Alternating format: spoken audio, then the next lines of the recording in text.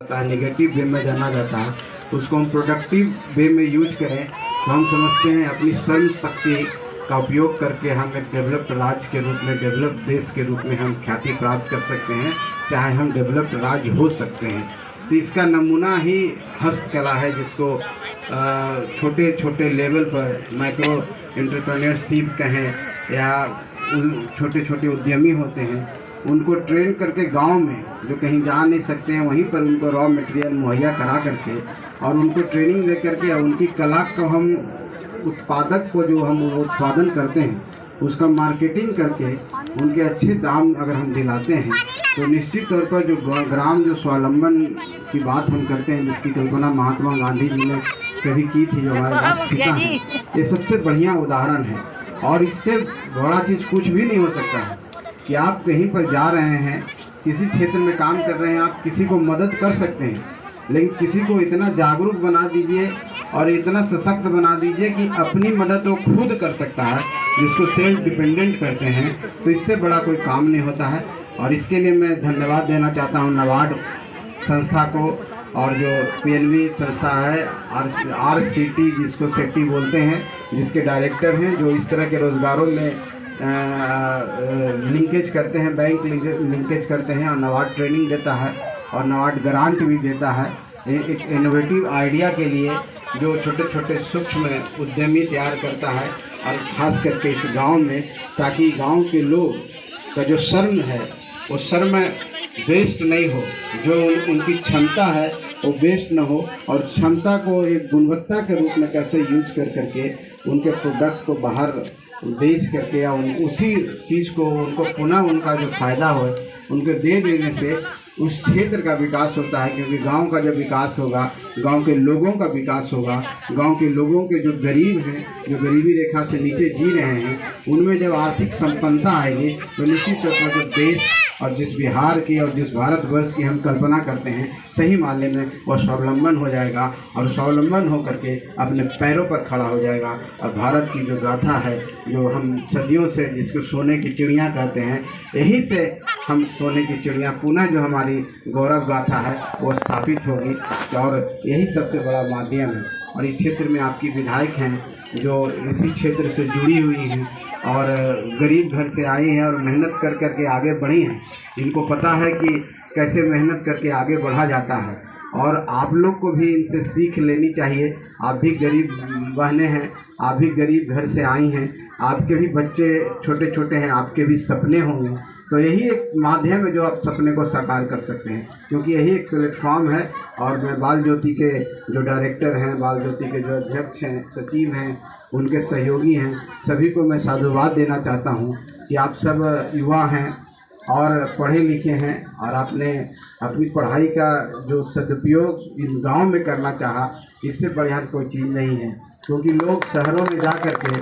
शहरों की भीड़ में कहीं खो जाते हैं, लेकिन गांव में आकर के गांव के उन भोले भाले लोगों को रोज़गार पदक ऐसी कोई काम करें जो खुद रोज़गार जनरेट करें और दूसरे को नौकरी दें, ऐसा काम कराने के लिए हम समझते हैं इससे बड़ा पुण्य का काम कोई नहीं होता है। क्योंकि अपनी कोई व्यक्ति कुछ सीखता है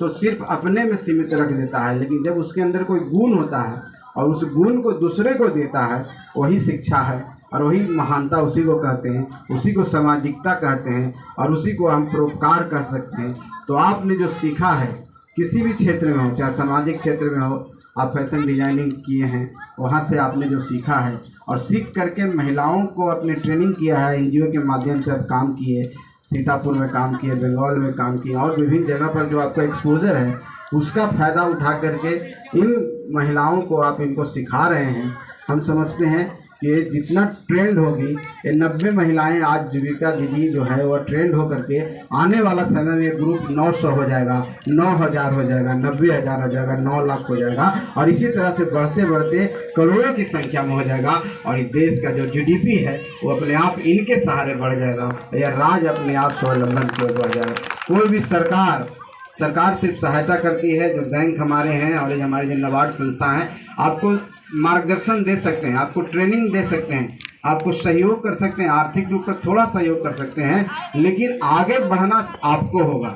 ये लड़ाई आपको लड़ना होगा। कोई रास्ता दिखा सकता है, लेकिन रास्ते पर चलना आपको है। और रास्ते पर आप कैसे चलते हैं, बाधाएं आपको आएगी, चुनौतियां आपको आएगी, कैसे उसको पार करते हैं ये आपके ऊपर डिपेंड करता है। और आपसे मैं ही कहूँगा कि आप जब गरीबी में रह करके 2 वक्त की रोटी जुगाड़न करने के लिए जद्दोजहद करते हैं, मेहनत करते हैं, जी तोड़ पसीना कर में रात दिन धूप में खट करके अपना खून पसीना सुखा करके मेहनत करके बच्चों को आगे बढ़ाने के लिए, बच्चों को पढ़ाने के लिए सपना देखते हैं, आपको ये हाथ में एक रोजगार मिल गया, एक कला मिल गया है, एक गुण मिल गया है, एक हुनर मिल गया है। इसका उपयोग करें और ज़्यादा से ज़्यादा के लोगों को सिखा करके उनको अपने जैसा बनाएं। हम समझते हैं गरीबी नाम की कोई चीज़ इस देश में नहीं रहेगी। सब लोग स्वावलंबी होगा, जिसको सेल्फ डिपेंडेंट करते हैं, सब लोग इज्जत से जिएगा, सबका सम्मान होगा और सब में समानता होगी। और हम लोग ने पार्टी भी बनाया था तो यही बोले थे गरीब अमीर की लड़ाई है, सब गरीब के कल्याण के लिए काम कर रहे हैं। तो आप सब देख करके खुशी हुई कि हम लोग पार्टी का जो सोच है वो इसी सोच पर चलता है। हम लोग जब तो आप लोग स्वावलंबी होंगे तो आपके बच्चे पढ़ने लगेंगे, आपके बच्चे पढ़ेंगे तो अच्छे नौकरी पाएंगे, इस देश की सेवा करेंगे, आर्थिक रूप से संपन्न होंगे। जब आर्थिक रूप से संपन्न होंगे तो निश्चित तौर पर जो खाई है गरीब और अमीर की कमी होगी, जो सामाजिकता द्वेषता है, वैनमस है, वो खत्म हो जाएगा और सब एक हो जाएंगे। जिस समाज की कल्पना हम लोग कर रहे हैं और हम लोग पार्टी बना करके कर रहे हैं, ये भी एक बहुत बढ़िया काम है। इसलिए आप सबको बहुत बहुत धन्यवाद। आप सबको मेरी शुभकामना, खास करके बाल ज्योति फाउंडेशन को, कि आप सब इस काम में लगे रहें। नवाड के साथियों को, आपके पीएनबी के जो आप सबको सहयोग कर रहे हैं, इसी तरह से आप सहयोग करते रहिए। सरकार स्तर पर जो भी सहयोग हमसे होगा हम करेंगे। सरकार भी हमारी इस काम के लिए तत्पर है और विभिन्न विभागों से काम हो रहा है। हमारे विभाग में भी कौशल विकास का काम होता है, हम भी ट्रेनिंग देते हैं उन क्षेत्रों में, जंगलों में जहाँ पर आदिवासी लोग रहते हैं वहाँ पर। और ख़ास करके यहाँ के जो विधायिका जी ने जो सवाल उठाया है सामुदायिक भवन का, मैं आप सबसे आश्वस्त करता हूँ आप लिख के दें। सामुदायिक भवन जो आपके लिए इस तरह का केंद्र बनना है, उसको बनाने का हम लोग कोशिश करेंगे, ताकि आपको खुले में कोई इस तरह का काम नहीं करना पड़े। आप लोग सबल हों, संपन्न हों और देश के विकास में आपकी अहम भूमिका हो। इन्हीं बातों को कह करके और इन्हीं चीज़ों का कि आप जल्द से आगे बढ़ें, उठें, स्वावलंबी बने, देश को गति दें, देश को तरक्की दें, देश को विकास दें। इन्हीं शब्दों के साथ आप सबका बहुत बहुत धन्यवाद।